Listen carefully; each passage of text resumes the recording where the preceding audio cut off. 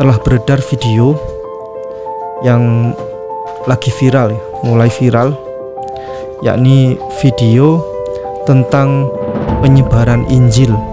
Seperti ini videonya. Ini Al-Injil, ini yang sudah dibagi-bagikan kepada seluruh para penginjil yang menyebarkan Injil di seluruh Indonesia.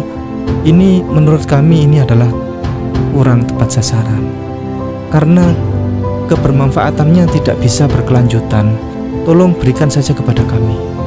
Kami membutuhkan ribuan Bible. Tolong kirimkan kepada kami, karena itu jauh lebih bermanfaat. Itu akan kami rawat dengan baik, kami jaga, kami sayang-sayang, dan kami pelajari itu, kami buka, kami baca. Justru kami pelajari itu dengan baik, bukan kami buang. Saya pikir semakin kita mempelajari Bible itu, semakin kita diteguhkan. Betul. Kebenaran Islam itu. Wow, luar biasa. Yesaya. Harta yang paling indah itu adalah firman Allah. Di sini ada Yesaya pasal 37. 37. Boleh dibacakan, Oke. Guru? Saya baca Yesaya pasal 37. Ya. Gantian ya. Oke. Kita membaca sampai ke bawah. Sampai ke bawah, kalau dibaca seru ini. Ya. Seru. Yang saya baca ini surat apa, pasal berapa kira-kira? Ya, Yesaya pasal Tidak. Iya. Saya tidak baca itu, Tuan Guru. Tapi kita sama yang kita Ya. baca. Saya sedang baca Dua Raja-Raja pasal 19. Oh ya.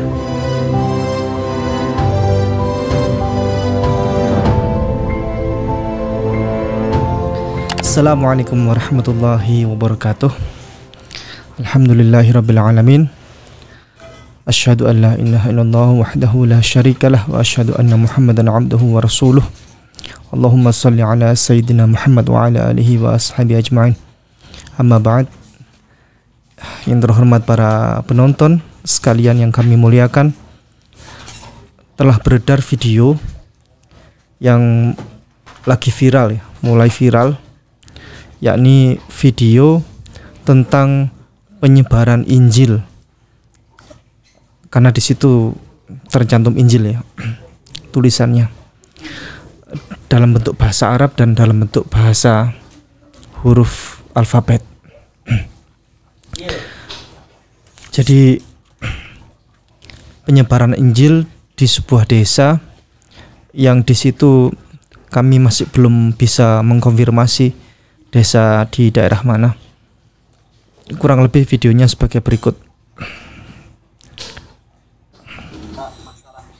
Ini tercantum misi kristenisasi di desa Gumuk Rejo BK.9 dan sekitarnya. Tapi kita masih belum tahu ini desa Gumuk Rejo mana. Saya barusan cek di Google, nama desa Gumuk Rejo ada di beberapa tempat di Indonesia. Jadi seperti ini videonya.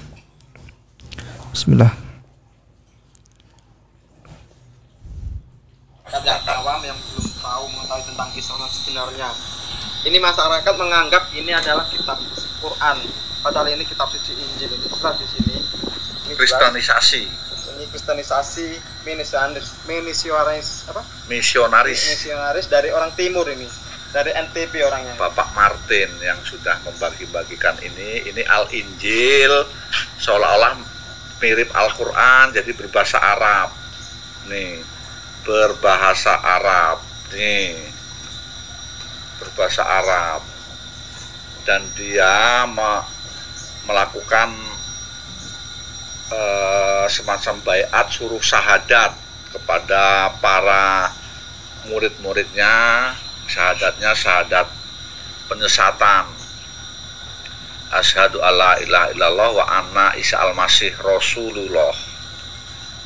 Makanya kawan-kawan, tolong kami untuk membantu agar tidak terjadi hal-hal yang tidak diinginkan. Kalau ini didiamkan, misionaris semakin merajalela. Ini Al-Injil, ini yang sudah dibagi-bagikan. Tolong kawan-kawan dari Banser, dari Pagar Nusa, dari apapun, untuk kalau memang peduli dengan agamanya harus segera bertindak. Terima kasih. Demikian. Wassalamualaikum warahmatullahi wabarakatuh.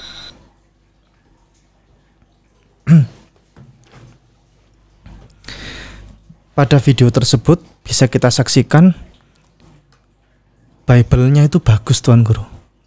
Covernya bagus, lux. Jadi hardcover, dan di situ tertulis Al-Injil, ya, bahasa Arab dan bahasa alfabet di situ.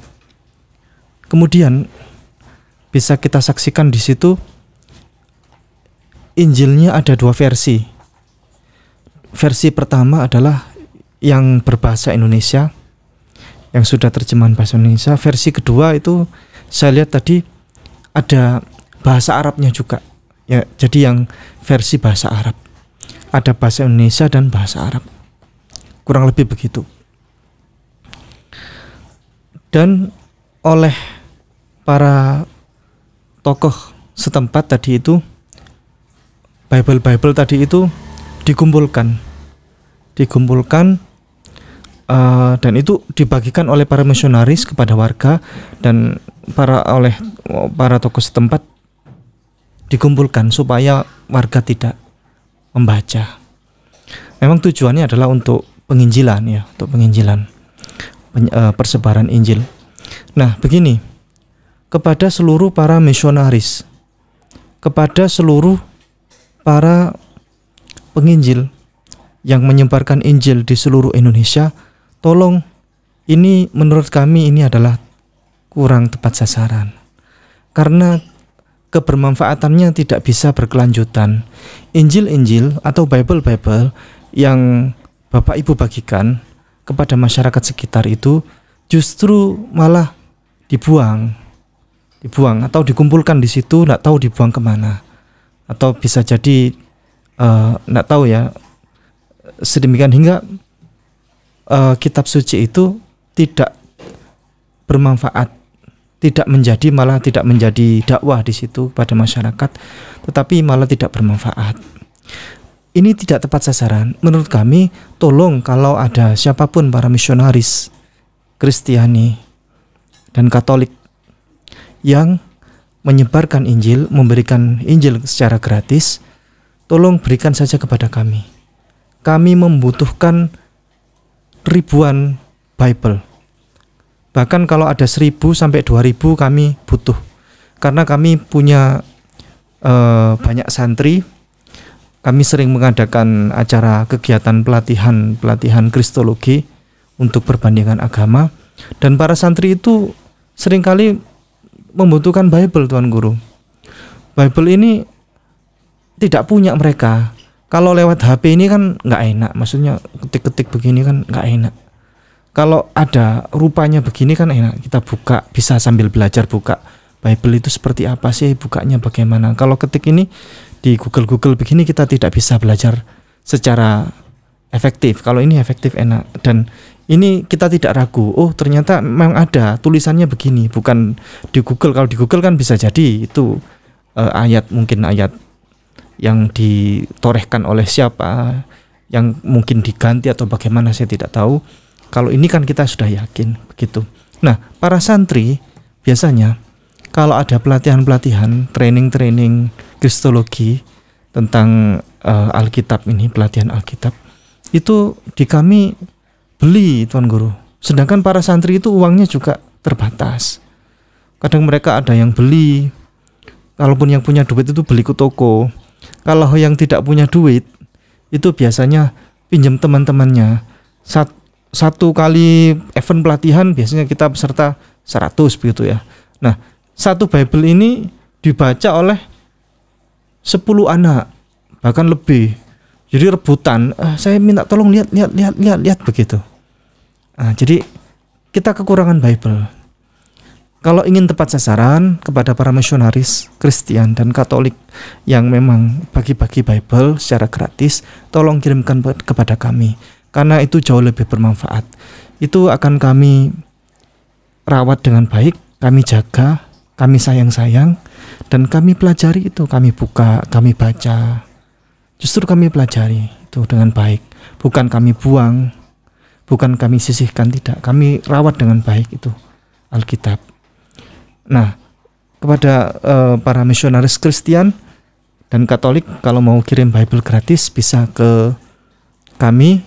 Nomor kami, WA kami di sini ada di 08233 121 6100. Kami siap menerima Bible dengan jumlah berapapun. Kami butuh, bahkan kalau ada 2000 Bible kami siap menampung. Kami siap menerima dengan baik. Begitu. Karena Bible ini sebenarnya asik untuk dipelajari, menarik untuk dipelajari, menarik untuk disimak, menarik untuk dibaca. Karena di sini banyak mengandung keilmuan. Bible ini kalau kita pelajari dengan baik, semakin kita membaca Bible ini, semakin kita membaca Alkitab ini, semakin kita paham Kristologi. Semakin kita memahami Kristologi, maka semakin kita dekat dengan Allah, kita dekat dengan Islam. Karena di sini banyak mengandung tentang ajaran-ajaran yang sesuai dengan ajaran Islam. Begitu Tuan Guru. Tuan Guru mau kasih masukan? Silakan. Ya. Ya, kebetulan saya terlibat dalam pemahaman Kristolog dan juga saya diundang untuk mengadakan dakwah pada pelatihan Kristolog. Jadi saya juga membutuhkan Alkitab. Saya bagi-bagikan kepada anggota yang ingin belajar. Nah, itu dia. Karena saya tahu juga bahwa Al-Quran itu kan terdiri dari Taurat, Zabur, Injil. Nah, sepenuh itu ada dalam Bible ini. Perlu diketahui bahwa Bible itu terdiri dari dua hal. Pertama, terjemahan asli. Khusus perjanjian lama itu terjemahan aslinya itu terpelihara oleh orang Yahudi. Walaupun ada terjemahan, tetapi setiap kali itu diterjemahkan ke dalam bahasa asli. Lalu kedua, ada para pakar bahwa Alkitab Perjanjian Baru itu berasal dari bahasa Yunani. Ya, katakanlah demikian. Nah, selain Perjanjian Baru itu diterjemahkan ke dalam bermacam-macam bahasa, ada juga bahasa Yunani. Saya juga ada bahasa asli, bahasa Yunani di rumah saya. Dan itu terpelihara oleh orang-orang Yunani, dicetak terus-menerus. Dan dipelihara, dicetak oleh para pencetak, publisir di seluruh dunia, bukan cuma Indonesia. Nah, menunjukkan bahwa walaupun ada terjemahan, para pakar mengatakan kadangkala tidak searah, tetapi tetap masih ada terjemahan asli. Lalu pada saat kita mau memperkenalkan isi Bible itu, lalu kita langsung sampaikan ke dalam bahasa Ibrani dan bahasa Yunani yang mereka belum mengerti, apakah mereka langsung paham? Tidak, bukan. Seharusnya mereka kita injili berdasarkan terjemahan, berdasarkan budaya atau bahasa mereka. Mereka bisa mengerti sikap hidup yang benar berdasarkan ajaran Yesus.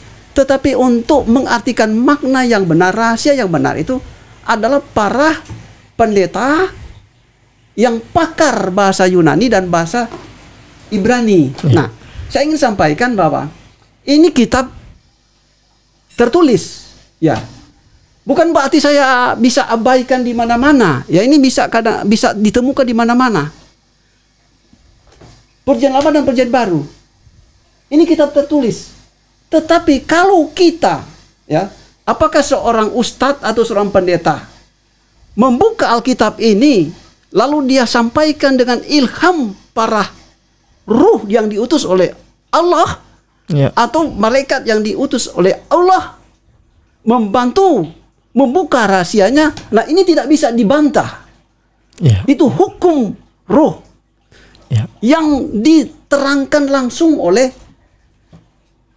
roh yang kudus dalam hati manusia, dieksposkan dalam akal, kehendak, kemauan, emosi, dan perasaan. Itulah sebabnya kenapa saya anjurkan para ustadz, para kristolog muslim mesti memiliki Alkitab terjemahan dan Alkitab bahasa Ibrani dan bahasa Yunani sebagai komparatif, supaya kita semakin diteguhkan.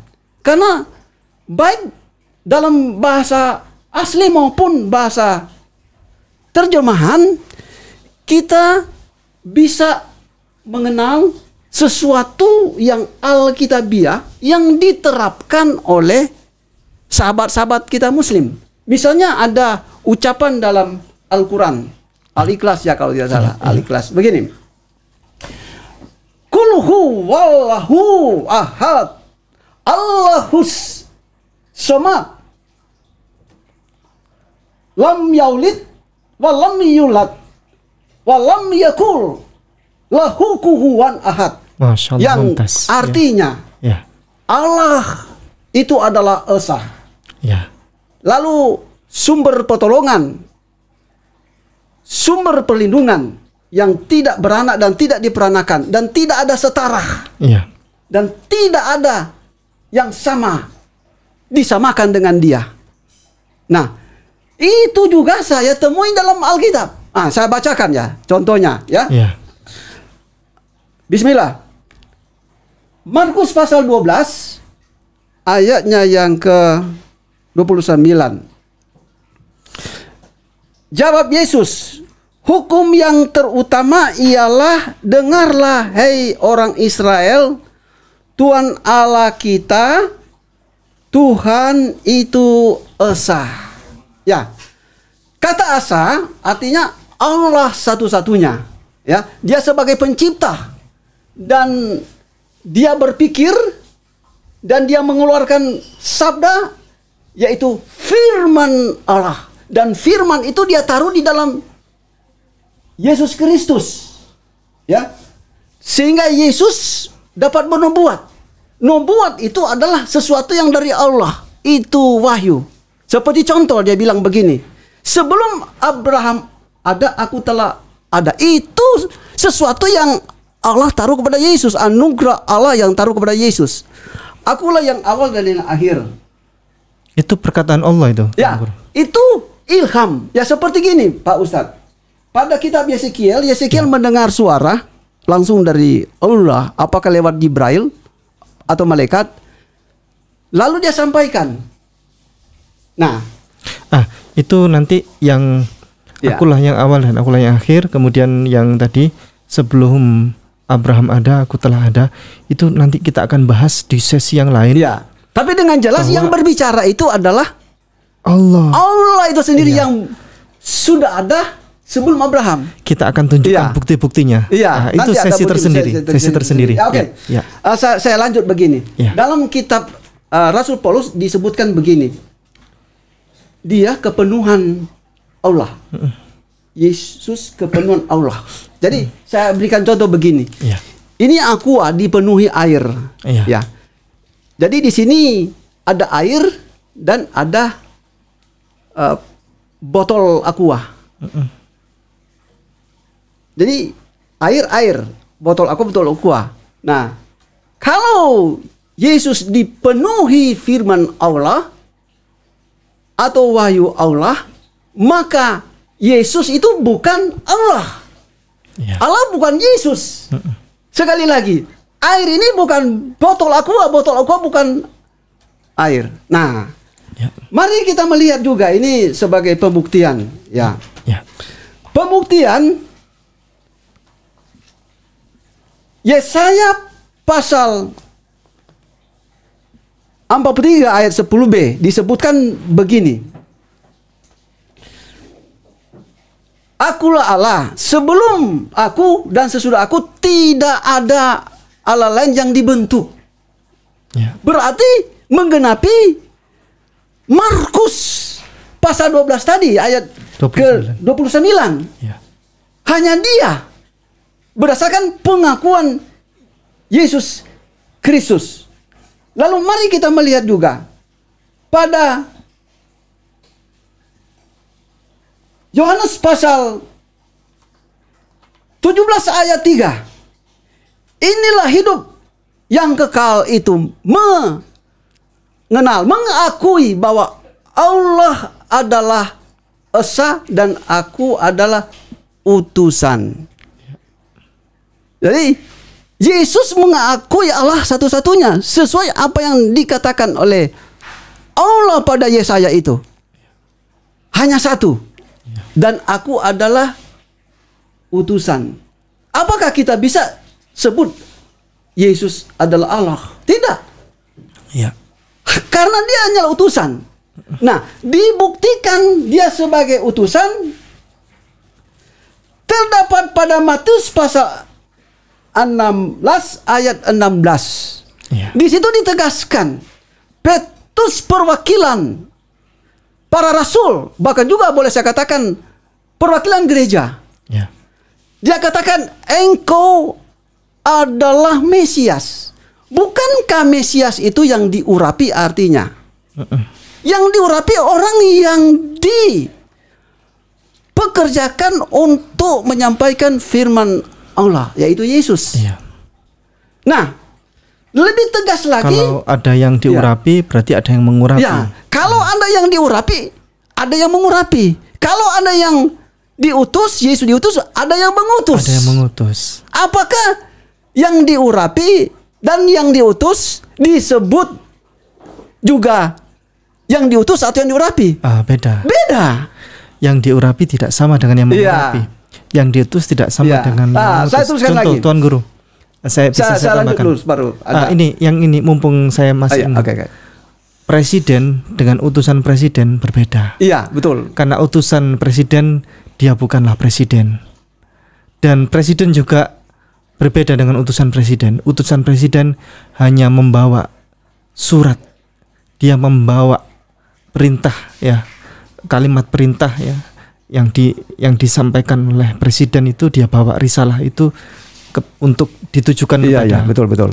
Ya, terus saja seseorang. Ya, begitu barangkali. Ya, jadi bahkan presiden berarti tidak sama dengan utusan presiden, dan utusan presiden juga bukanlah presiden itu sendiri.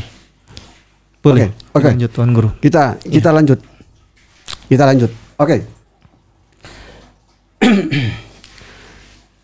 Yohanes pasal 13 ayat 13.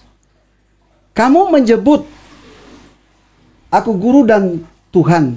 Betul katamu, aku adalah guru dan Tuhan. Ya, kata Tuhan itu kurios. Ya. Kurios artinya tuan, bukan Tuhan. Ya, memang kata tuan dia adalah atasan. Ya. Dia adalah pemimpin. Ya. Lebih keren sebetulnya kata tuan ini. Karena dalam bahasa dulu itu tidak ada kata Tuhan, tetapi Ya. tuan. Ya. Bukan Tuhan. Kenapa bukan Tuhan? Karena etimologi kata Tuhan itu sebetulnya sesembahan. Ya. Ya. Anda bisa searching di Google. Ya. Ya. Kata Tuhan itu sesembahan. Ya. Ya. Dan itu diakui di mana-mana. Itulah sebabnya dalam Pancasila itu ketuhanan yang Maha Esa. Jadi kata Tuhan sesembahan. Sedangkan sesembahan itu hanya satu. yakni Sang Pencipta langit dan bumi. Ya. Saya pikir semakin kita mempelajari Bible itu semakin kita diteguhkan. Betul. Kebenaran Islam itu.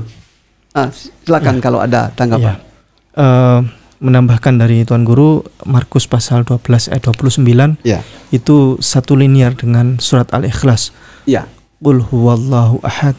Sedangkan yang di Markus pasal 12 ayat 29 itu bahasa Hebrunya Shema Yisrael Adonai Eloheinu Adonai Ehad. Itu kata Ehad. Ya. Ehad itu artinya satu. Dengarkanlah ya orang Israel, Tuhan Allah kita, Tuhan kita satu. Allah itu satu. Jadi satu, Ehad. Ya, Ehad itu memang satu, bukan kesatuan. Kesatuan bukan lain lagi. Kesatuan lain lagi. Ya. Kemudian satu itu bukan 3 dan 3 bukan 1. Iya. 1 bukan 100 dan 100 bukan 1. Demikian barangkali Tuan Guru, kita ada satu rahasia lagi. Jadi Alkitab ini banyak sekali mengandung rahasia kebenaran, dan ini asik ya untuk dipelajari, unik sekali. Ini ada satu rahasia yang mungkin banyak saudara kita Kristen dan Katolik mungkin banyak belum tahu. Kita akan sampaikan paparan ini dalam bentuk game, Tuan Guru. Ya. Nah, gamenya ini Tuan Guru boleh pilih salah satu dari ini. Nanti pilih salah satu. Ya, saya pilih di yang mana? Di bawah saja. Yang di bawah. Oke, yang di bawah. Oke. Ya, saya belum pernah melihat ini sebelumnya. Ya, terus terang, apa isinya saya kurang tahu. Ini surprise. Jangan-jangan ini uang. Bukan. Tapi enggak. Surprise. Iya. Surprise. Ya. Wow, luar biasa. Yesaya. Harta yang paling indah itu adalah firman Allah. Di sini ada Yesaya pasal 37. Boleh dibacakan, Tuan Guru? Saya baca Yesaya pasal 37. Ya. Nanti saya juga akan membaca. Oke.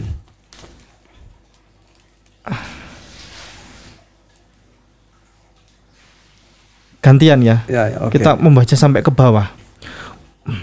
Walaupun tidak sampai ke bawah, mungkin kita wakili saja. Yesaya pasal 37. Ya. Wah, Pak Ustadz lebih dulu ketemu. Saya mantan pendeta.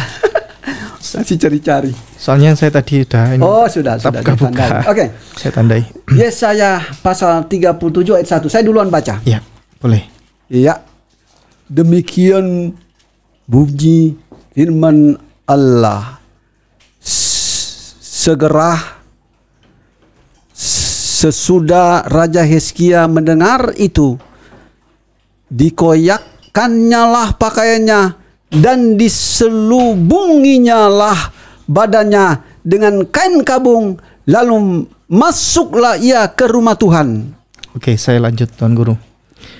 Disuruhnyalah juga Eliakim, kepala istana, Sebna, panitera negara, dan yang tua-tua di antara para imam dengan berselubungkan kain kabung kepada Nabi Yesaya bin Amos. Berkatalah mereka kepadanya, beginilah kata Hizkia, hari ini hari kesesakan, hari hukuman dan penistaan, sebab sudah datang waktunya untuk melahirkan anak, tapi tidak ada kekuatan untuk melahirkannya. Mungkin Tuhan Allahmu sudah mendengar segala perkataan juru minuman agung yang telah diutus oleh Raja Asyur, tuannya, untuk mencela Allah yang hidup, sehingga Tuhan Allahmu mau memberi hukuman karena perkataan-perkataan yang telah didengarnya. Maka baiklah engkau menaikkan doa untuk sisa yang masih tinggal ini.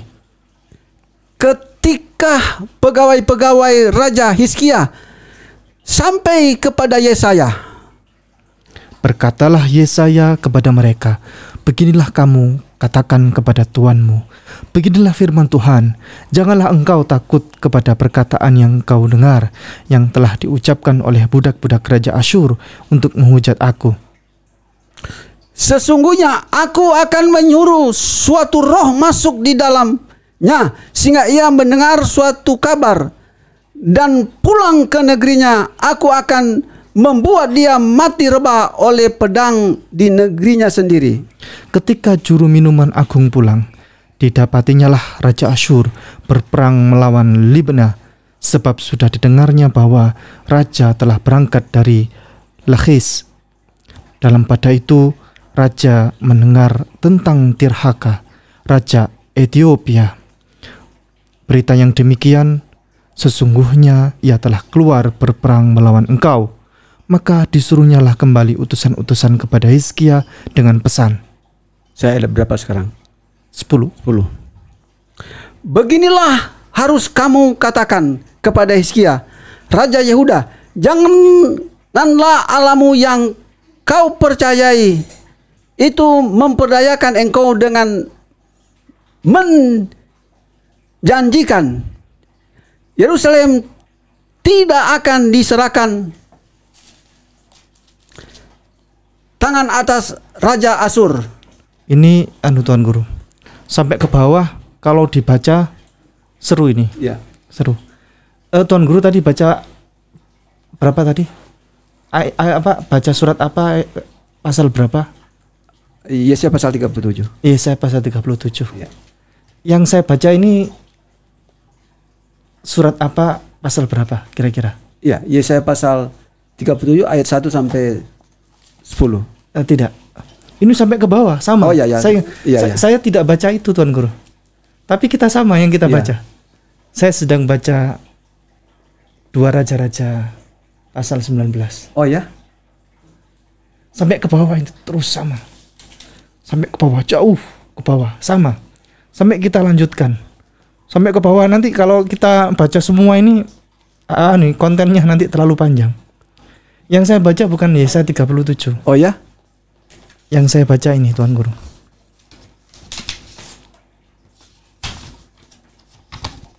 Dua Raja-Raja 19. 2 Raja-Raja 19 sampai ke bawah. Sampai ke ini. Ada kata Hizkia menjawab kepada Yesaya, sungguh baik firman Tuhan yang engkau ucapkan itu, tetapi pikirnya asal ada damai dan kedamaian seumur hidupku. Itu sampai 2 Raja-Raja pasal 20 ayat 19.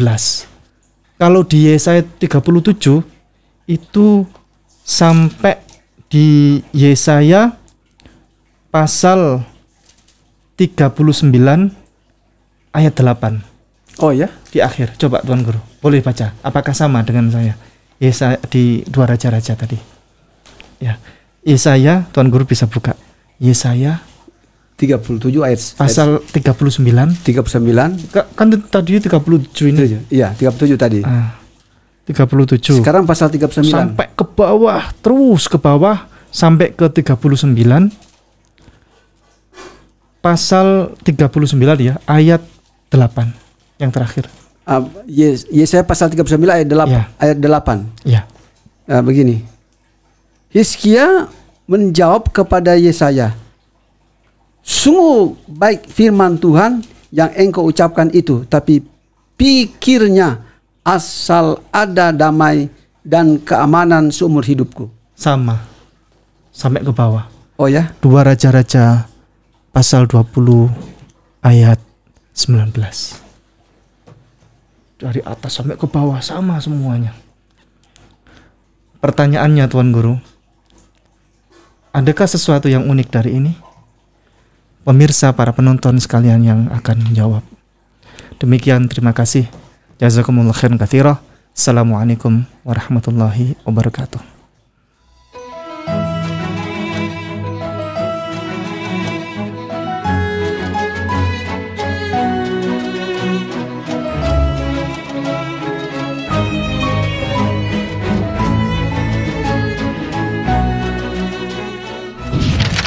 Setiap muslim harus memiliki bekal ilmu kristologi untuk membentengi diri dan keluarga serta untuk berdakwah. Anda ingin jadi kristolog handal atau Anda ingin memiliki ilmu kristologi?